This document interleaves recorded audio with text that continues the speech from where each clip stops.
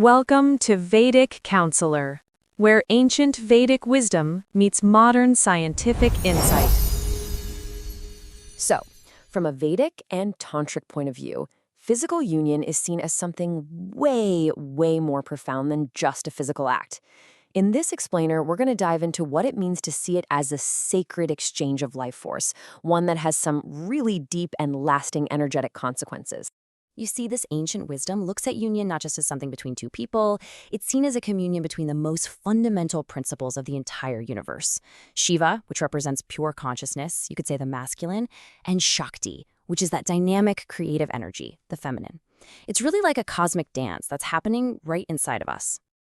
Okay, so this really gets to the heart of it, right? What if every single time it's not just a fleeting moment, but a deep, profound exchange that literally writes a new chapter in your soul's book? Let's explore what the ancient Vedic texts have to say about this incredibly powerful idea. All right, so to really get this, we've got to talk about the building blocks, the essential energies that are involved.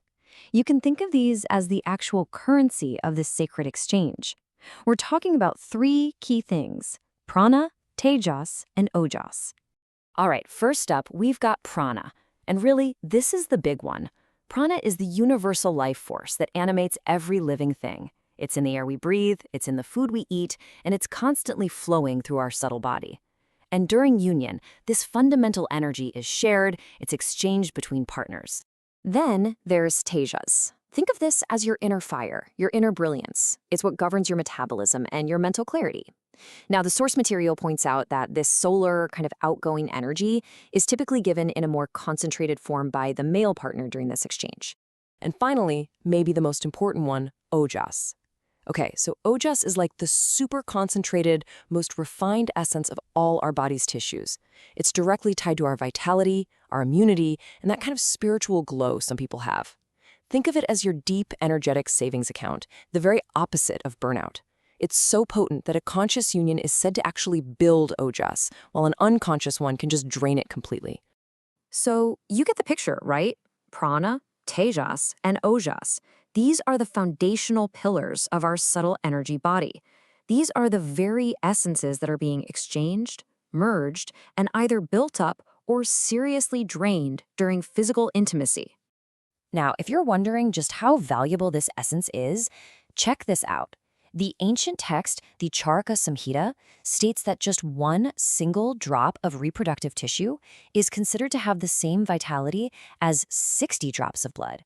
I mean, that really highlights just how precious this substance is seen to be. So if this energy is that precious, how exactly does it move between people? Well, that's where our subtle anatomy comes in, the invisible pathways and highways through which this whole powerful exchange actually happens. So, according to Vedic physiology, our bodies have this huge network of 72,000 subtle energy channels called nadis, and this energy gets processed in these centers that we all know as chakras.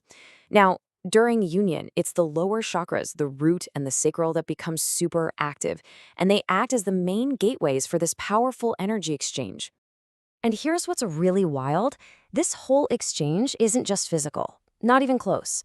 It happens across all these different layers of our being. It's happening with our breath and our life force, with our thoughts and emotions, and yeah, even on a spiritual level where these deep, invisible connections, these psychic cords, can be formed. Okay, so this is where it gets really, really important. According to this wisdom, the exchange is never neutral. It always leads you down one of two paths, either spiritual evolution or energetic depletion. And what decides the outcome? The intention and the consciousness behind the act. And just look at the two paths here. The outcomes are just so different. In a conscious, or what they call a dharmic union, you actually build ojas. The energy can rise to the higher chakras, and you form this sacred soul bond. But in a casual, unconscious union, the exact opposite happens. Your vital energy gets depleted, it gets stuck in the lower chakras, and you create these really complex karmic entanglements. So let's really dig into these unseen consequences for a second, because this is where this Vedic perspective offers a pretty unique explanation for things like post-relationship attachments and that feeling of just being totally drained.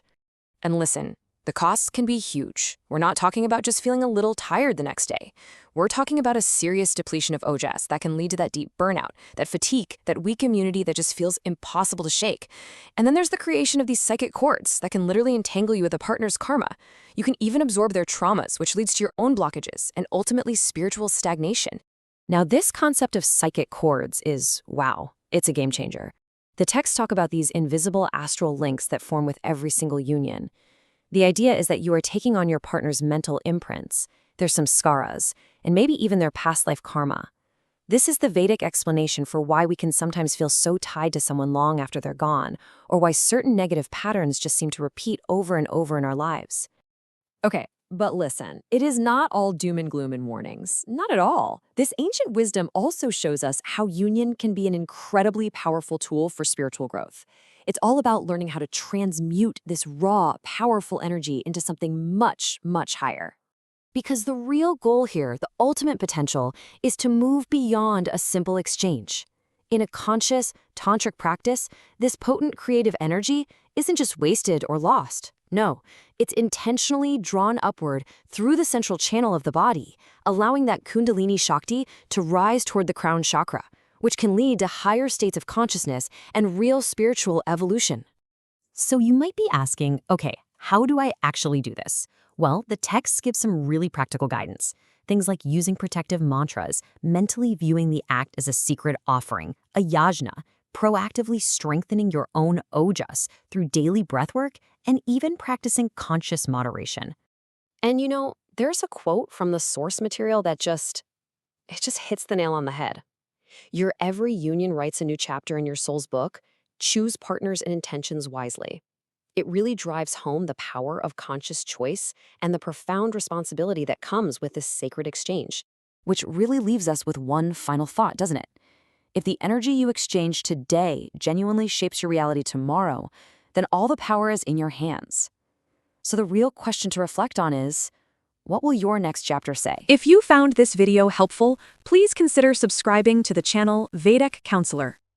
For personal astrology consultation, horoscope analysis, or Vastu consultation, you can contact us on WhatsApp 919219539215 or visit our website www.vediccounselor.com. Thank you for watching.